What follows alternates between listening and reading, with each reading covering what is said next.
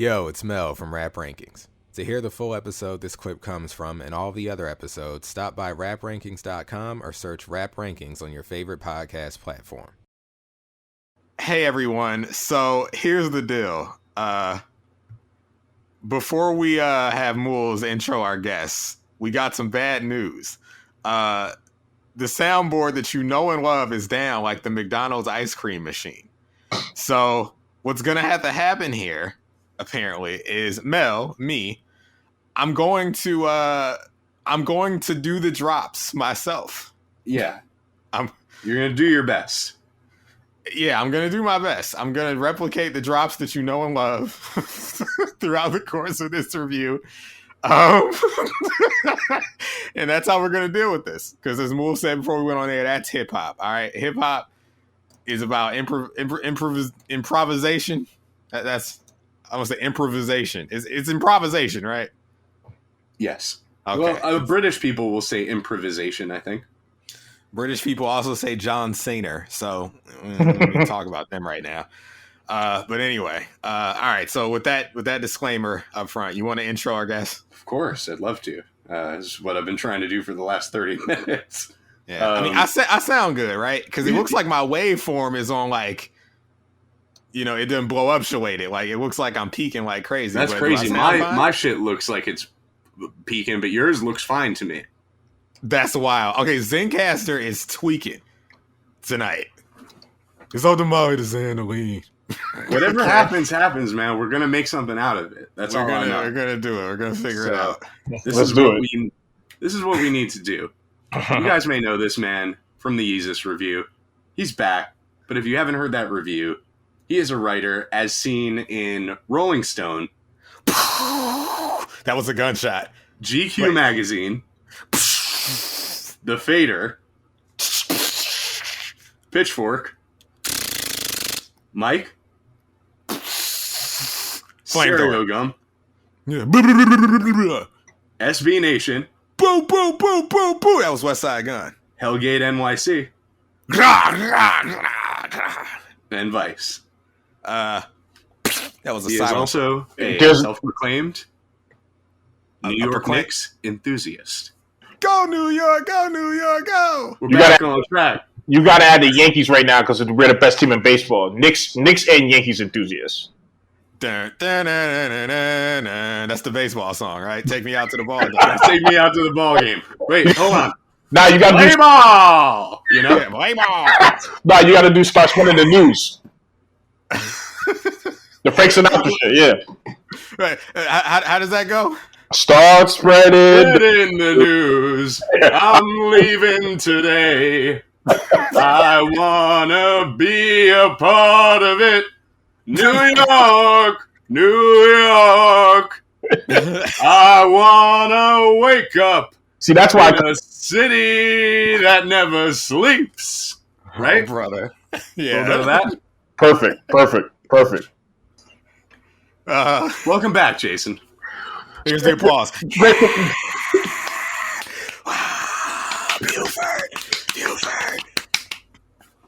Give me here, fellas. Wait. Yeah, hey. That's our Kevin Gates drop that we usually do. Okay. Things get exciting. Yeah. This is going great. I don't need a drop again in my life. I don't know. I might be having too much fun being the soundboard. They might have to just never get back to it. Y'all drink before we recorded? Usually I drink before I record the podcast, but I didn't this some water. I have some water. I have some Fiji waters right here. That's about it.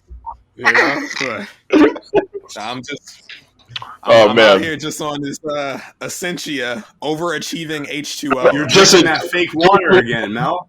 It was I was looking for the Fiji Moulz. They didn't have no Fiji. Don't get me wrong. I'm just as excited as y'all. Just as excited. Okay. Well, it's time. Good. I think it's time to get into the song we came to do.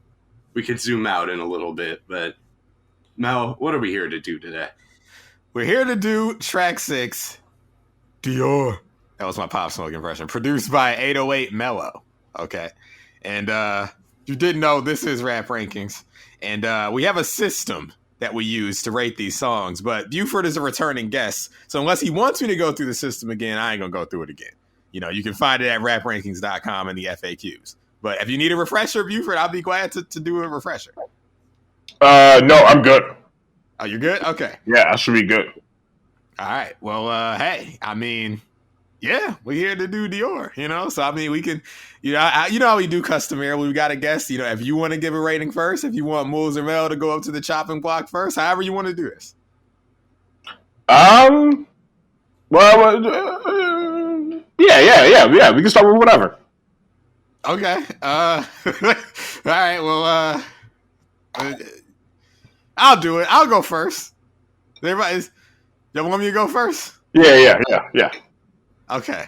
Well, I give Dior. Oh, right. There's no soundboard, so I had to do the thing. I give Dior an 8-. Ding. Nice. All right. Well, it's my favorite song on the album. All right. I'll say that much. This is a flat 8 for me. Ding. Ding me, baby. Yep. And Jason, you are... Okay, this is a 10 for me. Wow. Yeah. Okay. And we'll talk about it as we go more and more. But basically, I think Dior is the peak of New York drill, and will probably be the peak of New York drill for a while. Okay. And we can argue about the thing about Pop Smoke is a lot of him is derives from British drill, lots from a lot of British hip hop, the UK drill and such. Yeah, a lot of the UK drill, and not necessarily Chicago. And so it's really, that was always kind of, for me, the most interesting part of Pop Smoke is he actually does not really sound, he definitely was raised on, you can tell, Finally Rich and Get Rich or Die Trying, but he's more Get Rich or Die Trying than he is Finally Rich, right? And so I think it's interesting to me that Dior became such a ubiquitous sound that comes from drill, because he doesn't necessarily come from what I grew up listening to when it comes to the drill genre, right? I felt, before he came out, I kind of felt like David Drake, whereas I was just yo, this New York stuff is Chicago. I'm sure, what, it's interesting, because it probably feels like what I make, the 90s sound is for me. It's this is not New York. It's drill for me was this is not Chicago. Why are New York artists, doing this? But then Pop Smoke about... Really just semantics, though, right? Because drill is just to do a drill, basically. And not really referencing the sound necessarily, which UK drill came out of the grime scene, which is why the tempos are, a completely different than what you would hear on the Chicago drill records. And then with Pop Smoke taking the influence from the UK grill. Well, the UK grill, we know about them. They got them beans and toasts and whatnot. But at the UK drill, there's that grime influence in there too, which, I personally like UK rap, grime and whatnot. I know, it has its very loud detractors out there, Jesse. But yeah, Jesse, the third member. I can't hit the drop. I'll do the drop. Come on, officer. You see my balls, body, and dick. He calls it balls, body, and dick rap. But yeah, it was the first time I ever heard Pop Smoke and saw him. Someone was saying, "Oh, the New York rappers are doing UK drill now." That was kind of the pitch. That was the gimmick. And I saw, a viral tweet with "Welcome to the party" in it. Mm-hmm. Yeah, it's there's been this sort of cycling. Sorry, you had Chef G too, right? You had No Suburban, and you had 22 Jesus Suburban, but I think this is definitely the best one. Right, or maybe the one that was most poised to break out on a national level opposed to regionally. Right. Yeah, I mean, for me, Pop Smoke, I talked about this earlier in the episode, but he was the first guy I ever heard with this sound. of like the New York drill. So like, yeah, he is the icon of this sound to me.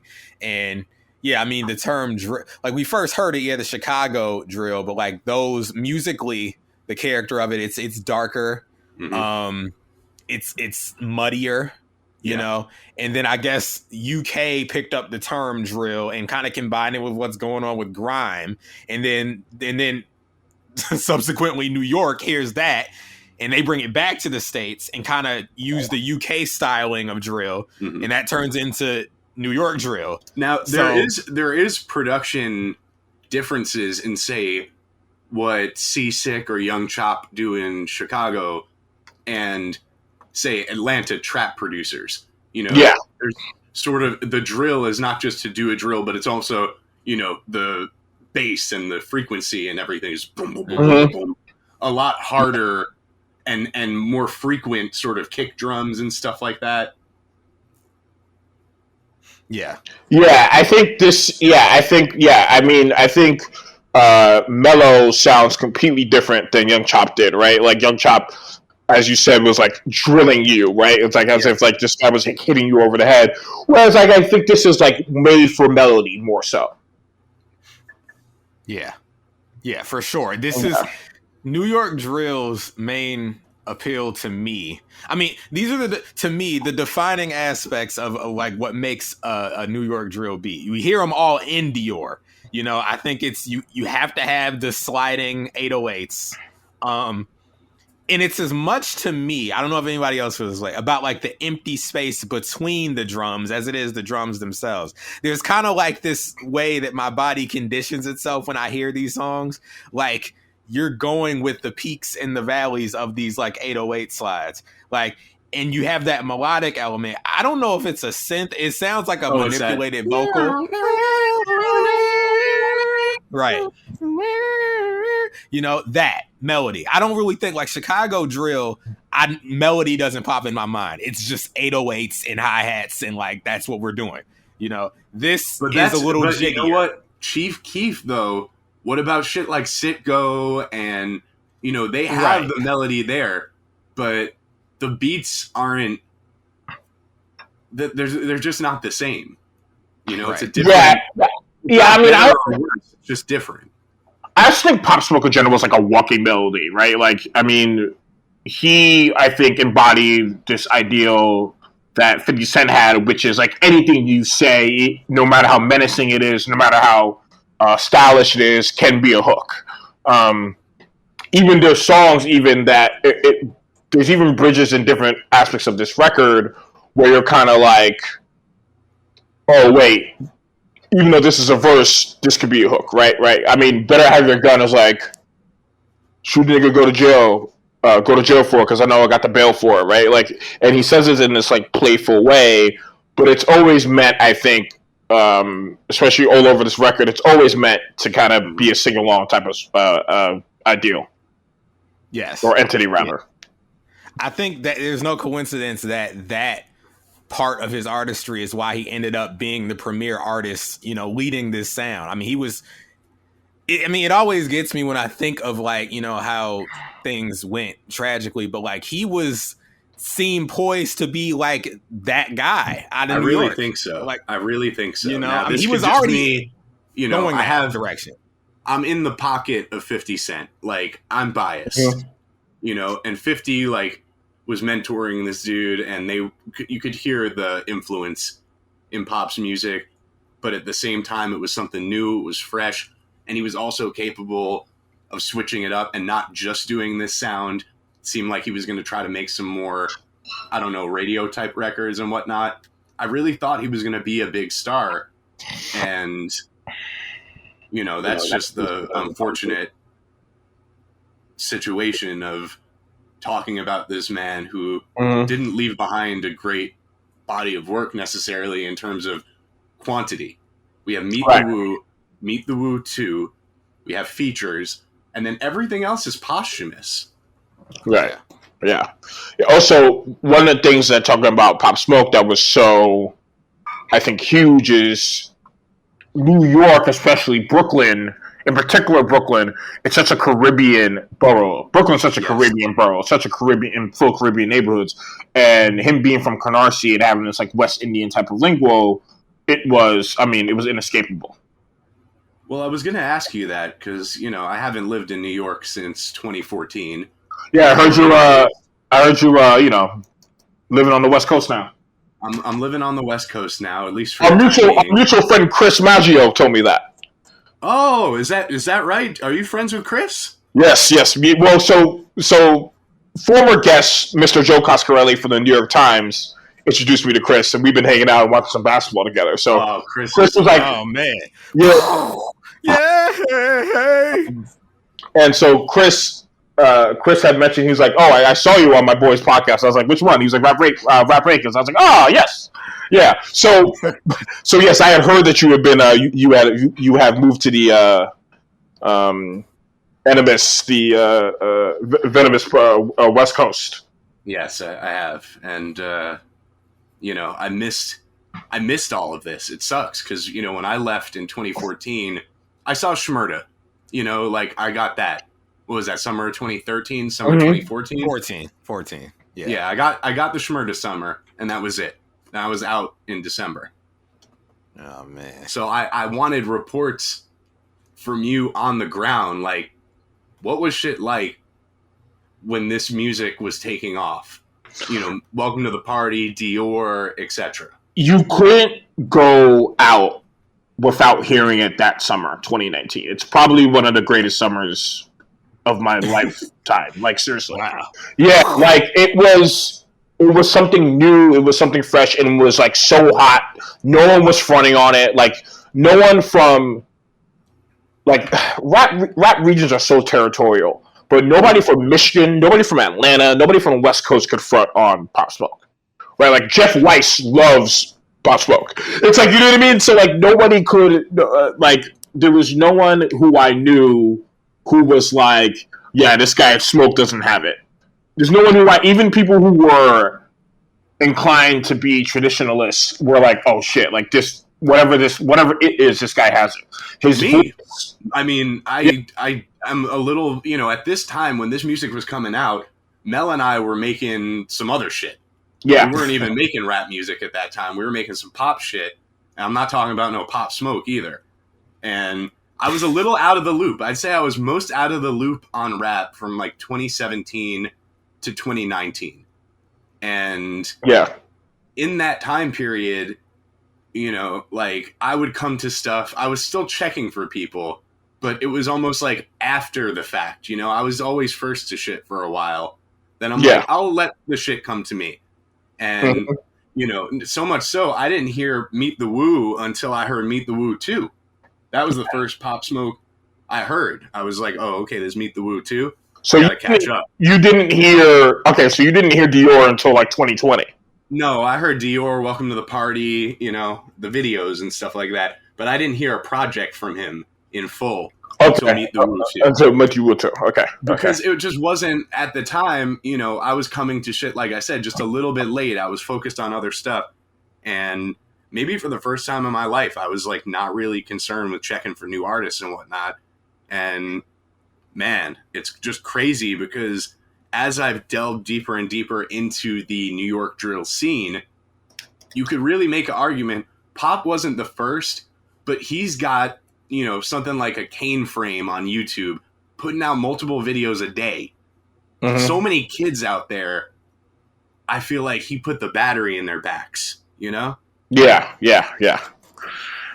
mean, I remember there was a story, Mr. John Cameron, the pop music editor for the Times, did this retrospective kind of like thing with Pop Smoke and spoke to, I think it was like 20 people. He spoke to a lot of different people. I don't know if it was 20, but he spoke to a lot of different people. And I remember Stephen Victor, Quavo, there's somebody else, whatever, told a story about how he had no fear. They were shooting this music video, and it was kind of like, they told, as my earphone falls out, they told Pop, they were like, yo, we're we're going to drive around the set or whatever. If you want to move away, you can. We're just going to do donuts real quick. And he was like, nah, I'll stand right here and we'll shoot it. He had no fear to him, like, at all.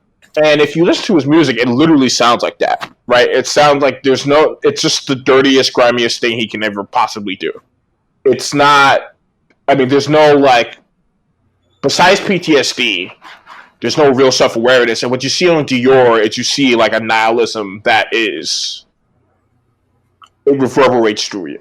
It really does. And when I was, after he got shot, when I was doing a lot of protests over the summer, you would hear Dior a lot because it has this feeling of invincibility. It has this feeling. I was going to ask you about this because this was sort of the unofficial yet official protest song in the wake of the George Floyd murders. Yeah, Dior, Welcome to the Party, I would hear a lot. And I think both songs, but especially Dior, has just this level of anti-establishment to it that I think is it's ubiquitous. And look, Eric Adams is trying to shut down drill. Right, and you know what? And we'll talk about that. We'll talk about that. We'll talk about the NYPD more and how they followed Pop throughout his life, throughout his short life.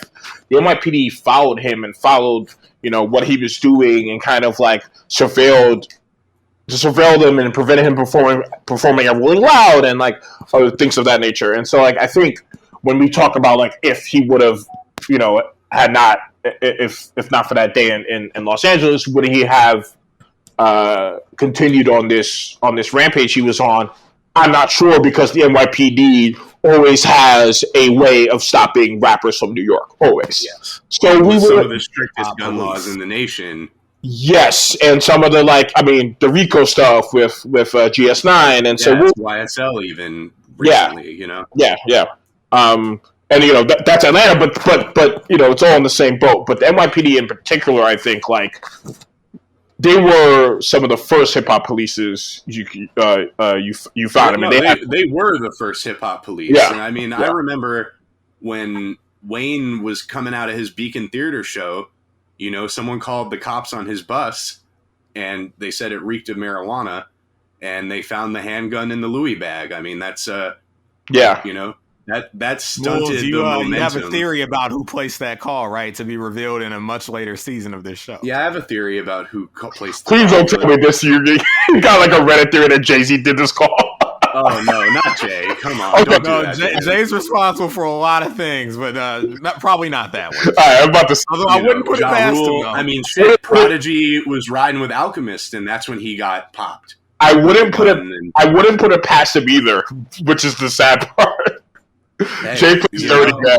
That's the ruthlessness and like Machiavellian nature of Jay. Yeah. I could totally hear him now. Yeah, there's this guy. His name is Dwayne. he shouldn't be here. I heard he has weapons. That's not good. Let's not get off track. That's not who made that call. No, come on. Yeah. I know. He's the guy, like the arch villain who, like, if all else failed, it might have been him. It's he's like the mustache twirling wacky races guy, basically. It's like he's the Lex Luthor, the Kingpin. It's like, hey, we can always check and see if it was him. Dr. Doom, like. Right, but no, all of that to say that you're right, Jason. That the sky was the limit for Pop, but in New York and the way things have been going, you never know how things would have went had that day not happened. Yep. Yeah.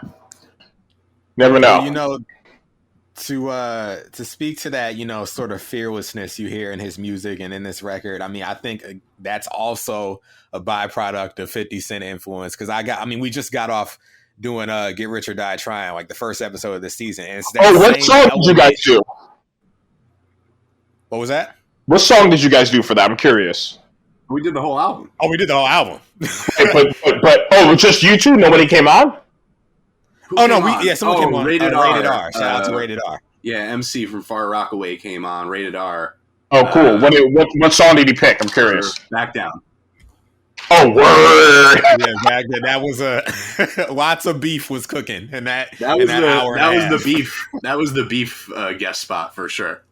Shout out to Rated R. There's no beef with us and Rated R, but there's plenty of beef to go around on that guest spot for sure. Yeah. But, with that album fresh in my mind, there's that same sort of, like you said, Buford, invincibility, listening to songs like this. Yeah. And to Moulz's point, about kind of being tapped out between 2017 and 2019. The first time I heard him, I'm not even like a regular listener of this podcast. Like, I think somebody in my group chat shared a clip of like the Joe Budden podcast, and they were like talking about, this was like when the song first started bubbling. It was like under 1 million views. Like, somebody on that podcast shared Welcome to the Party, and I went and listened to Welcome to the Party. I'm like, oh, this is interesting. Like, I like this. And shortly after that, the ascension began. And I know Dior is a real hit, not just because Genius.com, aka the bad website, said it's his most popular solo song to date. It's because, to me, what a real hit is a song that you hear, it's ubiquitous, you constantly hear it without knowing what it's called. So when you finally do hear it, you're like, oh, that song. I know that song. I thought this was called I'm a Thought Get Me Lit, because that's what Mel would always say on the phone. Well, no, that's also in Welcome to the Party, but he does a callback in Dior. He says the same line, though, in the song. But yeah, I love that you remember me saying that a lot. Yeah, that was one of your disembodied phrases of 2019. Gun on my head. Don't get me started. Don't send me back. That was a good time. Yeah, baby. I mean, Pop Smoke, but that's that character that he has. I mean, to speak to everything we've been saying, he seemed like the guy with the whole city behind him. Yeah. No haters. Like, to be honest, go ahead, my bad. No, I was just saying, like to be a star in this day and age and to have that is so rare because we don't really have that monoculture anymore. So to clock that, like, it seemed like, New York has co-signed this guy in drove. Like, he's the guy. He's like the chosen guy. Was cool to see, because like we don't really get that much anymore. And I remember particularly how unguarded some of the words are on this record and in Dior in particular. And like, okay, we're gonna go there. So Welcome to the Party has the slur retarded in it. But like the way he says it, he's like, "That's why I'm moving retarded," and then he like says it again. He's like, "That's why I'm moving retarded." Like he doubles down on it. Like it's almost like he was like pushing people and kind of being like, "Oh no, we're bringing back a lingual that I with even if it's not the most chic right now, right?" And then you have Dior where he's like, "I can't fuck with these niggas because niggas are gay," and it's like not great, but also it just absolutely works because what Pop Smoke is doing is raw. There's a rawness to it, right? At the same time. He's so raw and he's so unguarded that it's just like, this is what I'm doing. Y'all just gonna ride with it. Right. And people, it's not, yeah. People didn't really get at him for it because it was like, oh wait, how can we get at him for it when he's literally saying, I'm wilding when I'm on the island, I'm snatching the cell. Once you say that, it's like, okay, now you can say whatever the fuck you want. This man was saying all on my page sucking dick, and we were talking about the erotic barber. How did you know I was going to bring him up? Shout out the erotic barber, the greatest gimmick in pornography right now. But now I was going to say around this point, I'm glad you brought up that line, Beaver, because I was going to do it. We don't have the soundboard, so I'll just do it. Doom, doom. Time to play the game. Triple H, hip hop homophobia. But here's the thing. This is why it quote unquote works, is because it wasn't done in like a, I guess a Dave Chappelle stand-up provocateur sort of way. It was done because that's truthfully the way people from around the way still talk. Yeah. It wasn't done like to pride and poke at people like, did you hear what I just said? This wasn't about cancel culture, basically. Also, straight up, this is a Caribbean man we're talking about here. Like, I mean, I went to high school, like, some of my friends, they used to call themselves Shadas. Like, I mean, like, it was really like that. It's really like that for some Caribbean men. I mean, Pop Smoke had a Jamaican mother and a Panamanian father, right? And so, like, this is like, if you look at Caribbean man in the dictionary, it has a picture of Pop Smoke. I'm Caribbean, but like not Caribbean like this. It's like this is like the Caribbean like 19-year-old, and so I think everything he does on this record embodies that spirit, embodies that. Yeah. To that point about Caribbean, I guess culture.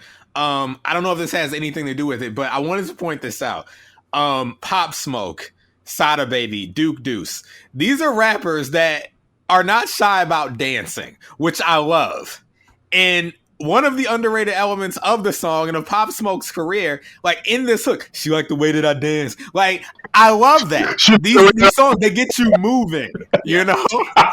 Like, there isn't a lot of that in hip hop anymore. It's like, you know, the way that I dance, the way that I move, she like the way that I woo. I know that's gang talk, but I was just thinking onomatopoeia. Like, I'm just hype. I'm like, yo, Ric Flair, woo! And she like the way that I woo, you know? Like, I'm turned up. I'm on the dance floor. Billie Jean, Christian Dior. I'm not even a fashion guy. And I'm singing Dior. I usually hate when rappers like, okay, we get it. Chanel, Birkin, Dior. Like, we know already. But I was singing Dior, okay? And keep in mind, I was late to this record in that, like, I had been hearing it. So when I finally sat down to listen, I'm like, oh, this is that song I've been hearing.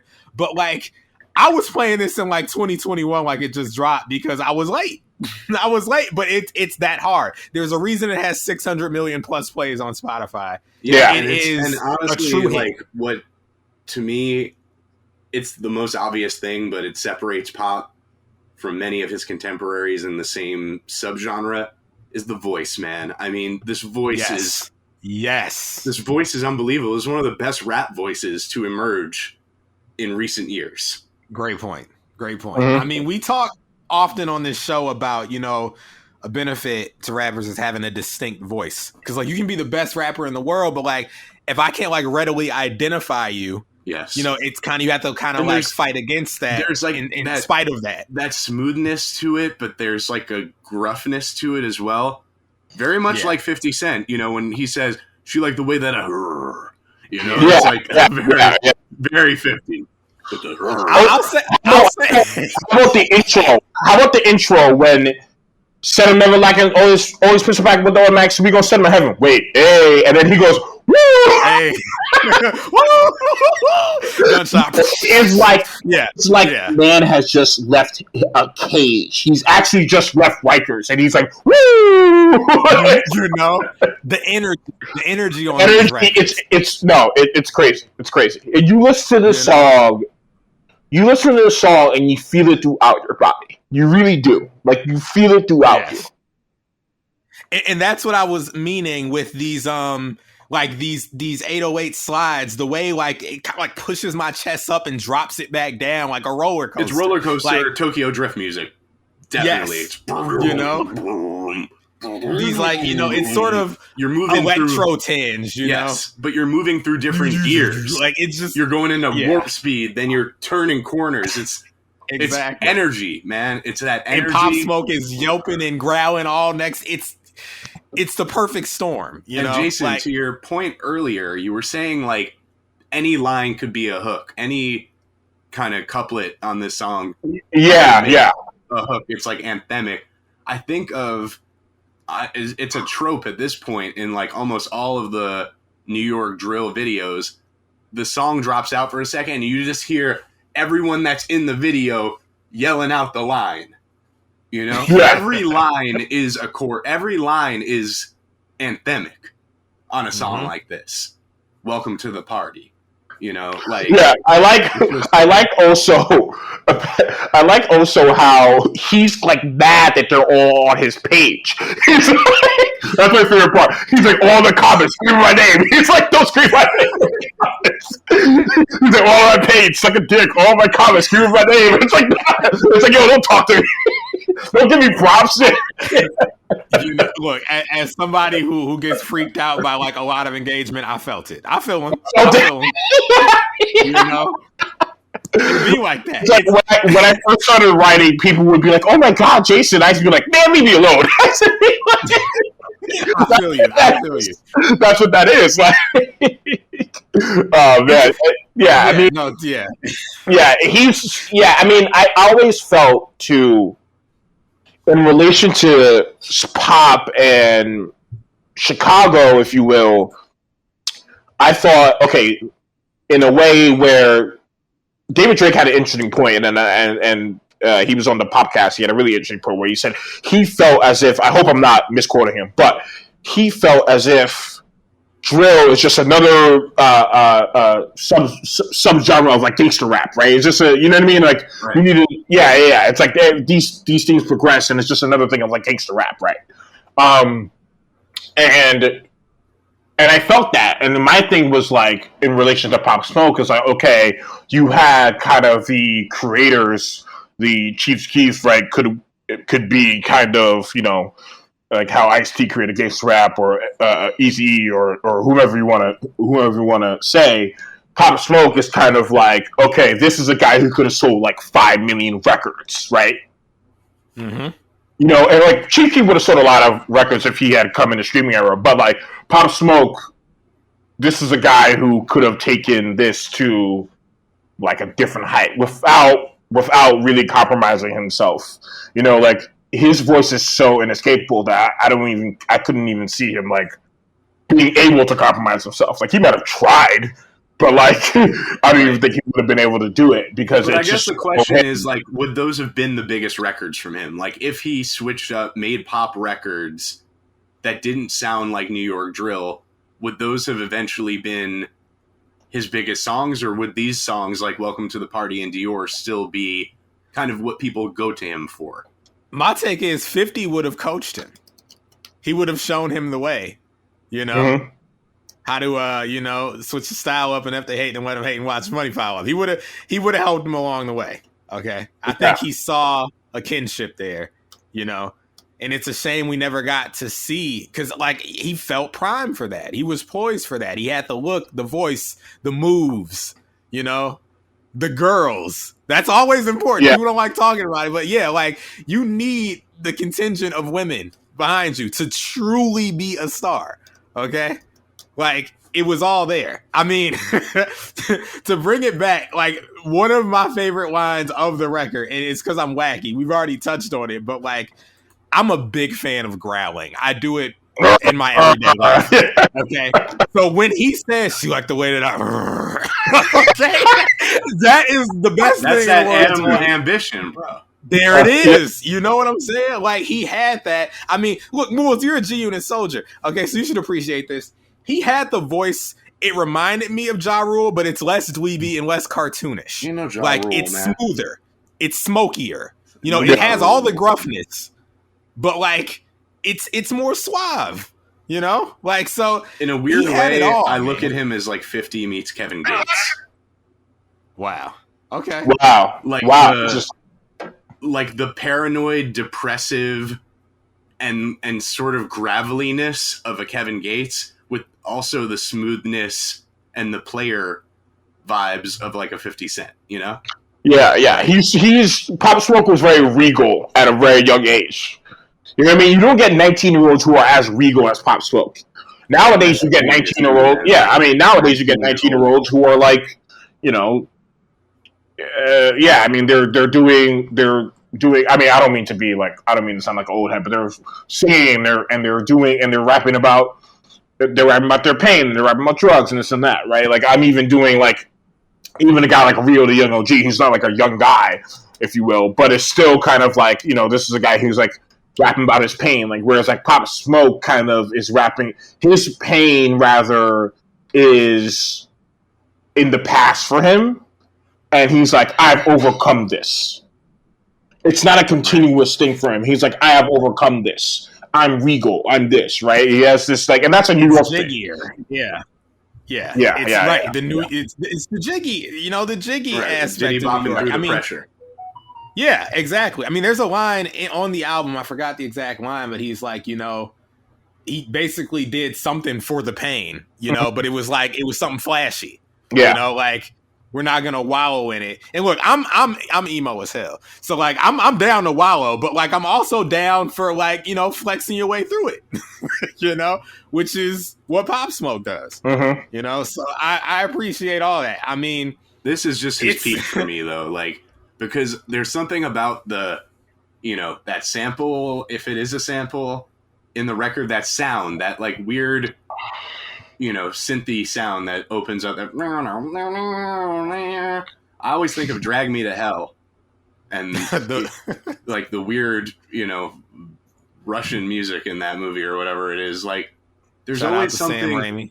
there's always something in like a lot of these beats. They're taken from like foreign samples. It feels like, it's all sounds very, like worldly to me. That's how I felt when I first heard "Welcome to the Party." It was like, oh, okay, they're doing UK stuff here now. Like, okay, like I dig it. I mean, yeah, there's like this worldly element to the music. There's a danceable element. There's an energetic element. It just, we really got like the perfect composite of things with Pop Smoke. So like, I do think that his legacy will endure. I mean, we talk about this, me and my friends in the group chat, like what he started. I mean, we're still seeing continued, through other artists making this kind of music. 504 and like, I do think he will be more than just like a footnote in the hip hop history books. I mean, it felt like something that was. I don't mean to be reductive here, but I look at 504 as like the way that like Diddy was after Biggie passed. Like I see him as this guy who's just representing Pop Smoke. Right. Yeah. Me too. I see somebody. I mean, I don't really listen to 50 Cent as much anymore, but if I like listen to like Big Say 50 Cent, like even like Rotten Apple, and I see like, I hear it and I'm like, damn, I hear Pop Smoke. I hear a direct lineage, right? I hear not only a direct lineage, but like a forebearer, someone who's putting somebody on, right? And I mean, I think 50 came through like later on in Pop's life, whereas like Stephen Victor and even Mello and other people were before, like even French Montana were before. It's still it's 50 is still definitely like one of his. You can tell like one of his biggest. You hear the DNA just in the music, basically. Yeah. You really do. Yeah, and I think too. I thought, to be a little raw emotionally, I thought we were going to get it right this time.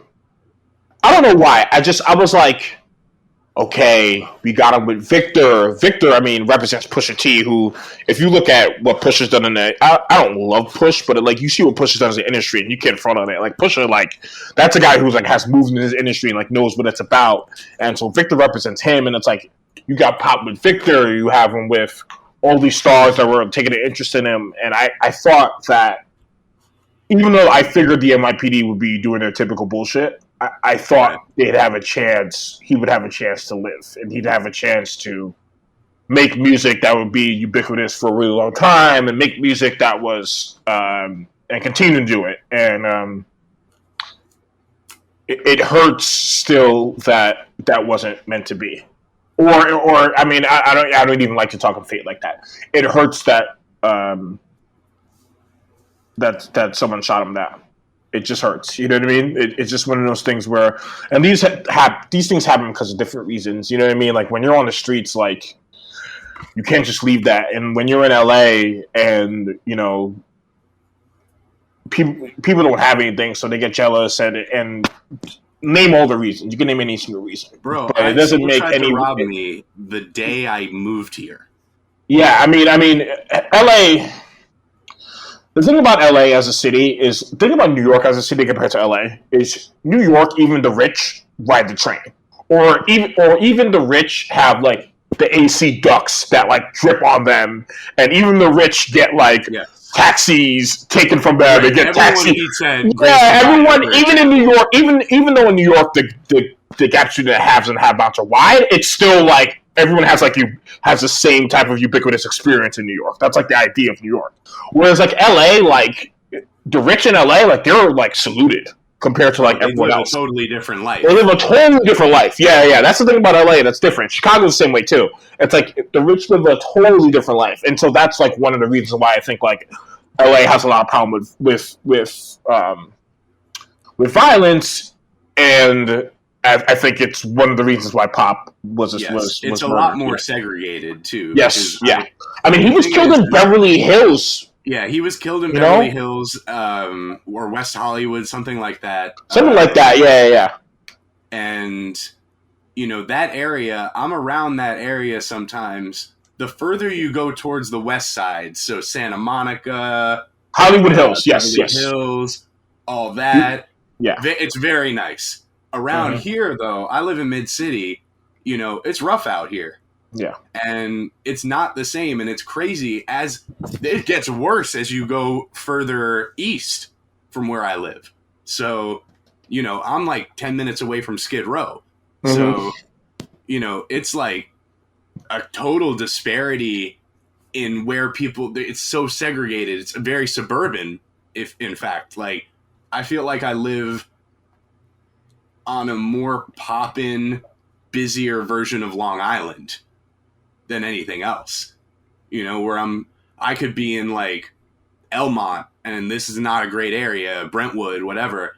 And then the further north I go, I'm going to start seeing old Westbury, old Brookville, and I'm going to see all these nice mansions and shit like that, but they're nowhere near each other geographically. Yeah. They've laid out the city that way on purpose.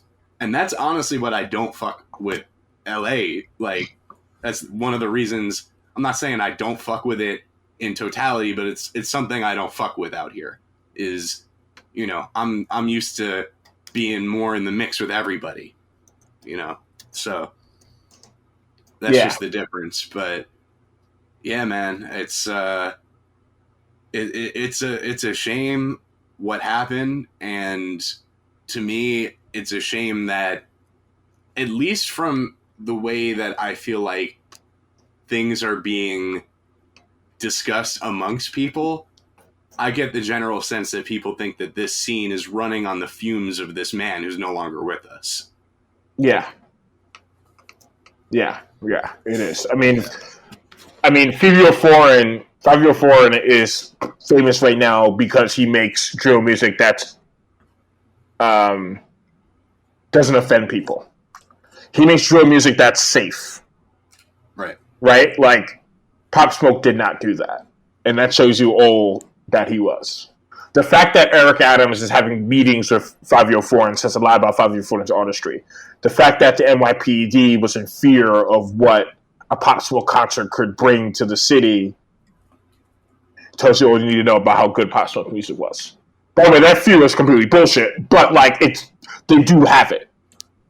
And it tells you all you need to know about Pop Smoke and what he could have been, I feel. So, yeah. Not unlike Keith in Chicago. Yes. With a lot of his shows getting shut down too in like 2012, 2013. Yes. I mean, yeah, absolutely. I mean, there were different artists. And I salute Keith for moving to LA and he's still doing it. I mean, he's a brilliant artist and a genius and in my opinion, top 25, top 30, top 20 of all time even. I mean, Keith is... He's one of the most influential musical figures of the last decade. Of the last decade, yeah, he is. Yeah, he is. He really is. And, and he'll go down as one of the most influential figures of all time. Really, he will. And so I don't quite think Pop was able to get to that type of level, even in short time. But I do think we lost a budding superstar, and that's terrible enough. You know what I mean? I think, I think you look at a song like Dior. I mean, it's also 2 minutes long, and like it's so quick and it's so replayable, and it has this idea of. It just has this charm to it where it's like, oh shit, that was a 2-minute song, but I can't get that out of my head. I can't get like the joy, the pure joy he has like with the woo out of my head. It's replayable is right, because I find that when I've played like Dior or Welcome to the Party, I play it like 3 or 4 times before I play something else. Mm-hmm. Like I run it back. How many times did you listen to this album this week, if I can ask? Oh, I mean, obviously we do it multiple times, but I think like twice in the car, 3 times in headphones. And I mean, you got to think too, even within that one session. We're right there. I listened to this thing 5 times. Got it. Usually I'll do like, if I'm feeling it, like 3 or 4. If I'm familiar with it and I'm not feeling it so much, or 2 to 3. If I'm not familiar with it and I'm feeling it, 3 to 4 still. This is a 5-timer for me because it's super short. It's easy to run. It's easy to listen to.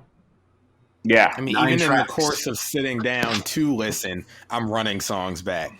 So it's almost like 2 listens in one. Right. Right. Like, yeah, I mean, he just everything about the record. I mean, hey, to prepare for this review today, I listened to just Dior 7 times. So, and that's not that was not a problem for me. I was getting ready. I was getting ready. An underrated part of the song. I don't know if anybody noticed it, but the phone chirp noise, like you just it pops up throughout the beat. Mm-hmm. It like you don't even really notice it until you notice it. Like when we really get into these albums, you really start picking up on the finer details, like the real granular stuff. And like the phone chirp noise to me signals like, oh, we making moves, we making plays, we jiggy, like we buzzing out here. Like all while I'm doing the Pop Smoke dance, my phone is blowing up because the money calling, the girls is calling. You know, like that's what Dior is to me. Mm-hmm. When I hear this record, like, bitch, I'm a thought, get me lit. Yeah. And like I say that all the time when I go into, my favorite restaurants and whatnot. Like, I'm a fucking thought, get me lit. Like, let's go this fucking bill. You know what I'm saying?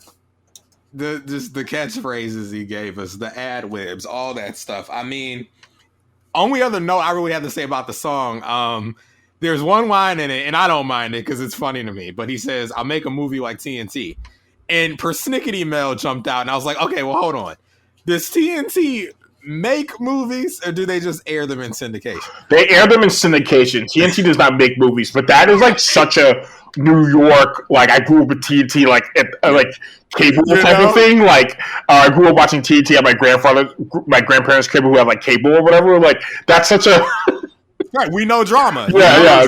They sell movies all the time. Yeah. At least I could say in New York, growing up in the '90s, there was WPI. I used to watch, on Channel 11, WB11 on the afternoons and the weekend. They'd play movies.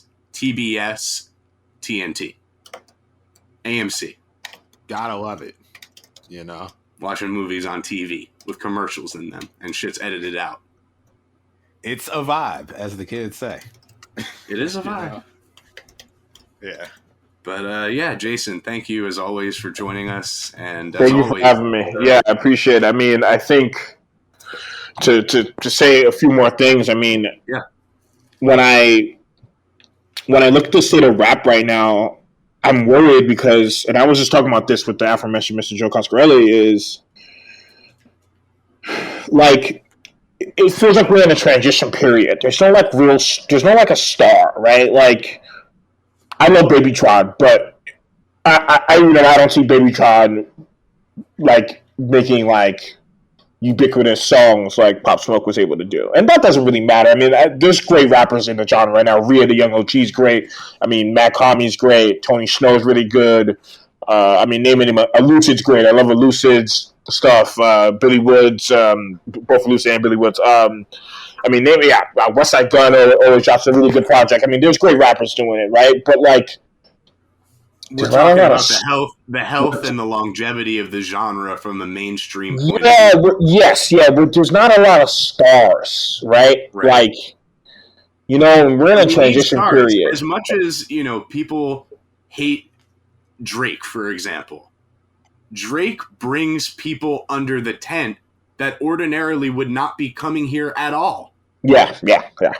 Also, I miss the days where the stars were also really great, right? Like Jay-Z was a star, but he was also like the very best at rapping, right? Like Weezy was a star, but was also the very best. Yeah, he was also such an expressionist that it was like, oh my god, this guy's Tupac was one of the most famous people on planet Earth, but was also such an expressionist rapper. You know what I mean? And so We just missed that, and I think Pop Smoke had a chance to be a star and also really good, and we lost him. And now I'm waiting for the next guy who's a star, but also very good. The really good is the major qualifier here because they can strap the rocket on anyone, and they can. Right, Jack Harlow's a star, but he fucking stinks. You know what I mean? Like, stinks. And you know what? He stinks. And when Mel went, we just did a review of his KFC meal.